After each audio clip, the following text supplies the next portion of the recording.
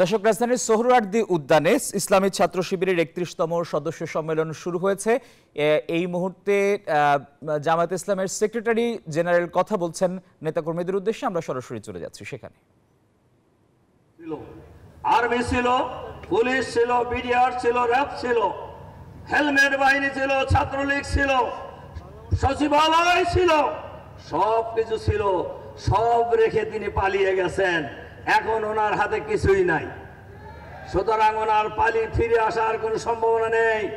এই ফিরে আসার আওয়াজ শুনে বাংলাদেশে যারা উকিঝুঁকি মারার চেষ্টা করছেন, আমরা তাদেরকে বলবো, উকিঝুঁকি মারার চেষ্টা করেন না। যারাই উকিঝুঁকি মারবেন তারাই বিপদে পড়বেন ইনশাআল্লাহ।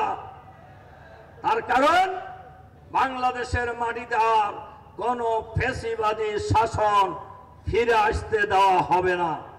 বাংলাদেশের মাটিতে আর কোন ফ্যাসিবাদী শাসন প্রতিষ্ঠিত হতে দেওয়া হবে না ইনশাআল্লাহ।